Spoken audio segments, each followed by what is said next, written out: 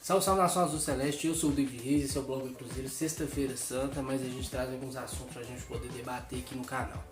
Primeira coisa que a gente vai falar aqui é sobre o Henrique, né? O Henrique acabou tendo um nome muito ventilado agora nesses dias sobre a situação dele ter sido considerado como traíra, né?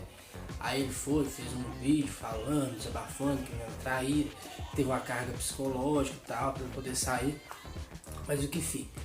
É a questão dele ser traíra ou não. Pra mim, ele não é traíra, ele é um dos responsáveis que levaram o Cruzeiro para a segunda divisão. O Henrique é um cara que divide muitas opiniões há muito tempo. Pra mim, ele não deveria ser titular do Cruzeiro há muitos anos atrás. Eu preferia sempre o Lucas Silva, o Lucas Romero, e sempre ele estava no time ali. Os treinadores insistiam com ele ali, mas ele não tem aquela pegada firme, ele não é aquele volante que chega mordendo, não tem tanta qualidade na saída de bola. Então, assim, é aquele cara que marca com o olho. Muitos de nós passamos muita raiva com o Henrique. E era um dos que eu imaginava que poderia ter ficado exatamente por causa da história, né? No Cruzeireiro, o Léo, o Fábio e tal. Mas foi um dos primeiros a sair fora também. Só que ele ainda tem contato com o Cruzeiro. E eu entendo que muitas pessoas acham ele traíra porque ele tem sua parcela de culpa, né? Do mesmo jeito que o Fábio e o Léo tem, só que esses escolheram ficar, né? Para poder pagar essa dívida com o clube. E o Henrique também preferiu sair, né? Foi por outro time. E com certeza, pela cara de pau, ano que vem, quando a gente subir, ele deve querer voltar.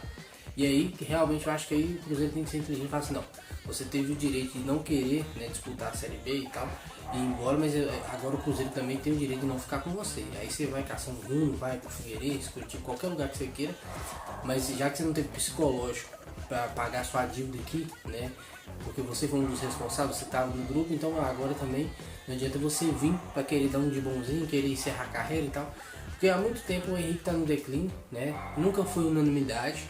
Mas já tem um tempo que ele tá muito mal, ele não consegue fazer uma marcação direita, a gente já passou raiva com ele demais. E na verdade ele saindo foi até uma vantagem pro Cruzeiro, não só salarial, mas como técnico, e abrindo a vaga para alguém mais vigoroso e tal, que tem uma condição física melhor de implementar um tipo de jogo diferente que o Henrique não vem entregando há muito tempo. Sobre a questão do Angulo, como não tá tendo a questão de entrevista, essas coisas, tá tendo mais esse tipo de entrevista, tipo vídeo chamada e tal.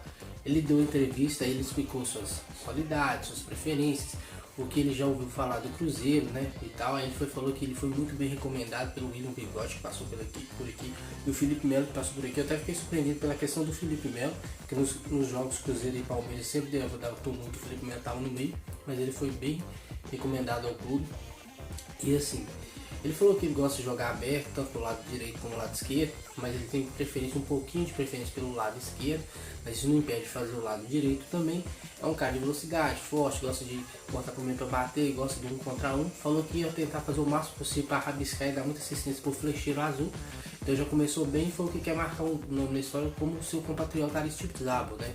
O Aristizábal foi muito bem em 2013, teve uma passagem curta, mas marcante, então eu espero que o Angulo também tenha uma bela passagem. E quem sabe ele entrega um bom futebol assim como o Aristizábal e acaba ficando mais tempo, né? Contrariando o que o Aristizábal fez.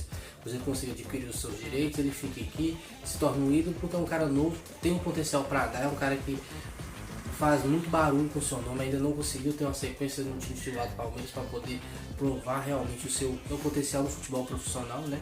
Que só tem muito destaque na base. Na base todo mundo já ouviu falar que ele sempre é um cara diferenciado, agora esperamos que ele dê certo aqui no Cruzeiro também. Agora sobre uma questão de um cara que foi pedido pelo Edson Moreira, que foi o Lucas França. O Lucas França, se você lembrar, ele foi um goleiro do Cruzeiro. Naquela época que o Fábio machucou, o Rafael machucou, ele era a terceira opção, ele entrou e pegou bem, né? Um cara muito bom. Aí ele foi emprestado, por Estoril de Portugal, se eu não me engano. Acho que é esse time de Portugal. Ficou lá, não teve muita sequência de jogos. Acabou sendo emprestado para o Ceará. Tem contrato ainda com o Ceará de empréstimo por mais de um ano, mas o Edson Moreira quer contar com ele, pediu ele. Mas o Cruzeiro já tem o Vitor Eles tem mais alguns caras, mas a questão do Lucas França é que ele é um cara muito bom, né? Quando a gente precisou dele, ele representou e já tem uma experiência exatamente por ter essa rodagem, ter jogado alguns jogos no Cruzeiro quando os dois goleiros tinham machucado, por ter jogado em Portugal, por ter agora no Ceará. E no Ceará, a questão que eles contrataram o Fernando Praz, que é um cara de cartaz, não tem como você colocar o Fernando Praz no banco, que deve custar caro, para colocar o Lucas França para jogar, que não é nem do Ceará.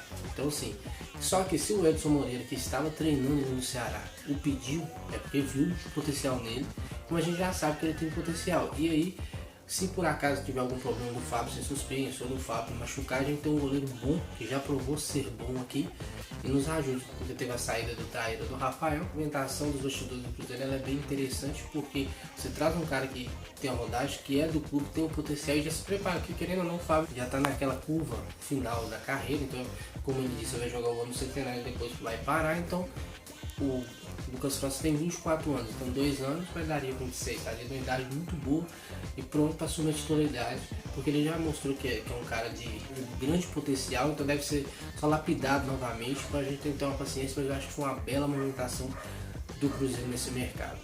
Agora sobre o Campeonato Mineiro, né? O Campeonato Mineiro está, como todos os outros campeonatos estaduais e nacionais, está parado. Só que os campeonatos estaduais a gente não sabe se vai ter realmente o seu retorno.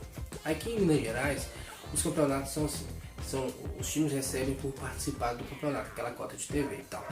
E independentemente de quantos jogos vai jogar só a primeira fase, vai para a semifinal e tal, a diferença é a bilheteria. Quando o time está bem, acaba tendo mais jogos com mais torcida, vai para só as finais, então a bilheteria maior e às vezes pode ganhar também com a entrada de um patrocínio pontual ali para os jogos finais e tal, a venda de jogador, mas normalmente o que eles recebem de verba é por partida, então já vem as partidas assim, já pagas. Então assim, essa cota já entrou. Mas como alguns clubes só trabalham nesses primeiros semestres dos meses, que não tem mais competição, alguns vão para a Série D, se classificam para alguma coisa, mas em grande maioria não. Então eles trabalham com um contrato, esses times com um contrato curto, né? E com essa paralisação, vários, igual o RT, já encerrou todos os contratos, tanto seus jogadores como comissão técnica. Então, se for retornar, eles vão ter que correr atrás de contratar todos novamente, porque também não dá para escrever mais, né? Dá mais essa quantidade. Então, provavelmente, como teve a questão da pandemia, ela ainda se estende a algo ainda muito preocupante, tem se pensado que às vezes possa voltar o campeonato mais para frente. Mas eu tenho a consciência de que, você imagina um cenário que você chega no mês, metade do ano, faltando 6 meses, e nesses 6 meses você tem que englobar Libertadores, Copa do Brasil, Campeonato Brasileiro, que são os campeonatos mais importantes para nós aqui no Brasil, nossos times. Aí se você ainda tenta colocar o estadual, que ainda estava na fase final de grupos, né? Aquela primeira fase, para depois ir para o mata-mata, semifinal, tal, final, aí a maioria das finais são dois jogos, então assim, não vai caber tudo isso no calendário. Não vai caber o restante do campeonato estadual, mais o campeonato brasileiro, mais a Copa do Brasil, mais os que disputam o Libertadores. Não cabe no calendário. Então, se você for sacrificar alguma coisa, provavelmente você vai sacrificar o campeonato regional. E assim, mesmo assim, ainda dependendo de quando volta o futebol, ou vai ser estendido de um ano para o outro, igual tem campeonato lá fora, igual o campeonato inglês, que vai tipo temporada 17, 18, 16, 17, ou o calendário vai ser super apertado, de mais de quarta e domingo toda semana, ou às vezes até 3 jogos durante um período assim na semana, que esse fere a regra de ter pelo menos 48 horas de descanso, então vai ter que ser 2 jogos por semana, sempre quarta e domingo, ou quinta e sábado, essas coisas assim ou quarta e quinta, ou sábado e domingo e tal, mas muito pouco provável que se a pandemia estender que os campeonatos regionais voltem. E quem seriam os campeões do campeonato regional? Eu defendo a ideia do que o Santo André estava com a melhor campanha, dá o título para o Santo André. O América está com a melhor campanha, dá o título para o América, porque ninguém é culpado pela pandemia. Mas quem estava na frente já estava fazendo um trabalho que merecia um destaque. Então você está ali entre os primeiros, se é o primeiro colocado, é por merecimento da equipe, é porque fez por merecer. Então acho que nesse caso você deveria dar o título.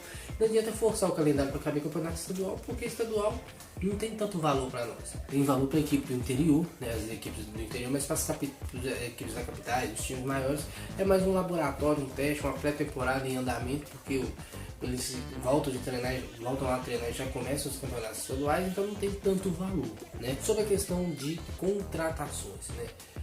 Surgiu vários nomes, muita gente fazendo campanha por Nilton voltar. O Jadson até deu entrevista, eu até falei aqui no vídeo, no canal do Nicola, falando que o empresário dele, né? Foi nem o Jadson, o empresário do Jadson falando que ele procurou, sondou. Teve a questão do Regis, que tô rolando, teve gente que também criticou, você tá falando direto do Regis, é mentira, tal. O Regis vai ser oficializado, né?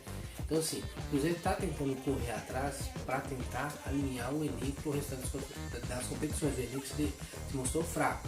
Agora tem nomes que são rumores e você entende que é muito difícil de acontecer. O Escoco é um exemplo disso. O Escoco foi oferecido por intermediário tanto para o Cruzeiro como para o Atlético. Mas o Escoco ganha em dólar, o dólar está disparado. Como é que você acha que o Escoco vai vir para ganhar 150 mil? Né? Não viria. Sobre a questão do Orejuela, depende muito do que vai acontecer no Grêmio, se ele vai ser aproveitado. A questão do Diogo Barbosa, mesma coisa, né? A questão do Jadson, o Jadson já tem 36 anos, vem embaixo no Corinthians há muito tempo. Você lembra da final de 2017? O Jadson fez gol de pênalti, mas tirando o gol que ele fez nos 2 jogos, não fez nada. Então ele já vem na linha decente há muito tempo, tendo um cara que compensa, acho que ele tentou dar uma cavada aqui no clube. Agora a gente tem que entender que tudo vai depender da agenda, né? Às vezes, imagina no cenário que a pandemia se estenda e não tenha mais campeonato, você vai sair contratando? Vai depender de quantos campeonatos vão voltar, né? A questão financeira, se os jogadores entraram em acordo, aceitam a redução. Por exemplo, o Santos ofereceu uma coisa para os seus atletas e eles deram uma contraproposta. O Botafogo, idem. Então depende muito do que vai rolar, das finanças do clube no momento, como vai ser o próximo mercado de transferência, exatamente pelo impacto financeiro de você não ter vendido nada, não ter comprado ninguém, porque está parado nos mercados. Então assim, a gente vai ter que entender. E tem que, se voltar ao normal, você tem que ser criativo, porque a gente não tem dinheiro. É trazer um goleiro que é nosso, Lucas França, é você tentar um cara igual o Reis, que tem uma coisa ainda para poder apostar, para tentar dar retorno técnico. Agora apostar no Jadson é complicado. Sobre a questão do Patrick Bray e do Hermes, né? O Hermes ele está treinando separado do Cruzeiro desde o começo do ano. Por que o Adilson não queria aproveitar? Eu fiquei sabendo que o Hermes ganhava mais do que 150 mil. Então assim, a questão muito é isso. Eu acho que ele não se adequou, mas eu acho que ele já está treinando há muito tempo. O Hermes é muito bom? Não, mas melhor que o João Lucas ele é. Eu acho que o Hermes talvez deveria ter uma oportunidade, principalmente agora no Campeonato Mineiro, podia ter visto o que ele tem para render, né? Tentar fazer um acordo para ele ganhar 100 mil, para ele tá muito, ele é péssimo. Então assim, você pusesse ele para jogar, porque provavelmente pior que o João Lucas não seria. Ele tá ali treinando, você vai ter que pagar do mesmo jeito, então tá lá encostado à toa. Sobre o Patrick Bray, né? O Patrick Bray, ele provavelmente volta pro Cruzeiro depois que acabe esse negócio da pandemia. Ele está disputando o Campeonato Espanhol. O Campeonato Espanhol, quem é esse? É Patrick Bray. Só no Espanhol, quem sou eu? Ele está disputando o Campeonato Estadual pela Ferroviária, Campeonato Paulista. Só que ele não está jogando como lateral esquerdo, está jogando como meia esquerdo. E está se destacando demais lá e está sendo muito bem recomendado. Nesse camisa 10 e está tendo muito destaque. E o Edson Moreira falou que vai avaliar. Não quer dizer que ele vai voltar e vai ter chance no Cruzeiro. Vai ser avaliado mais de perto, tanto como o cara para jogar na lateral esquerda, como tanto o cara para jogar de meia esquerda. Como tá trazendo o Regis, já tem o Maurício, tem o Everton Felipe, acho difícil ele se aproveitar. Só se ele chegar aí arrebentando, como realmente vocês estão falando que ele está fazendo. Que seria até interessante, porque é um cara que é nosso, né? Agora, se o Edson Moreira vê que ele não tem tanta condição para estar ali, provavelmente ele vai ser emprestado, vai ser negociado. Mas que ele vem fazer uma boa campanha no Ferroviário, ele vem. Seria interessante a gente ver, porque a gente não tem esse meio no elenco, um cara que esteja decidindo, um cara que esteja bem esse passo de bola, né? Então eu acho que vai ser interessante, ele vai retornar, a gente vai poder ver. E às vezes os reforços que a gente está precisando, às vezes são esses caras que já são nossos, não deram certo, o Mano não deu muita oportunidade, às vezes não vingaram. Mas que agora seria a oportunidade de você pelo menos testá-lo. Se o cara não conseguir jogar um Campeonato Mineiro, conseguir jogar um Campeonato Série B, ele vai jogar o quê? Né? A gente poderia testar, às vezes alguma coisa nos surpreenda positivamente. Pior do que o Diogo Robert não é, pior que o João Lucas não é, pior que o Robson não é, né? Então a gente tem que avaliar e ter calma com esse mercado, que tudo depende muito da pandemia, e lembrar que a gente está sem dinheiro. Sobre a questão da eleição, parece que pode ter mais um candidato, talvez não seja só o Sérgio Rodrigues, um que ia disputar pela presidência do conselho, me fugiu o nome dele, depois eu coloco aí no vídeo, não é para lembrar. Ele já está pensando em talvez abrir mão de disputar a presidência do Conselho Deliberativo para poder disputar a presidência. Então eu acho que aí já começa uma movimentação política. E aí é o problema, o Cruzeiro teve muito problema político e isso mascarou muita coisa indevida e no final a gente pagou a conta. Espero que deixem a política de lado e pensem mais no clube. Mas esse é o vídeo de hoje, de sexta-feira santa, né? Espero que vocês tenham gostado. A gente está tendo um retorno muito bom no canal, já são mais de 60 mil visualizações, quase 500 inscritos. A gente está no caminho dos 1000, né? Trazendo uma coisa nova, uma troca de ideia, um canal feito pelo torcedor, pro torcedor, né? Então, assim, é uma coisa que a gente está caminhando devagar, a gente vai reestruturar algumas coisas, vai trazer uma melhoria no canal, tanto visual como de áudio, como de equipamentos também. Então a gente está caminhando devagar, mas gostaria da ajuda de vocês para isso. curta, comente, compartilhe, se inscreva no canal, sem notificação, todo dia que sair o vídeo você já dá uma corrida lá, dá uma olhada, dá uma conferida, espalhe nas suas redes sociais, dê essa moral também, nos siga no Instagram também, e desde já agradeço e valeu.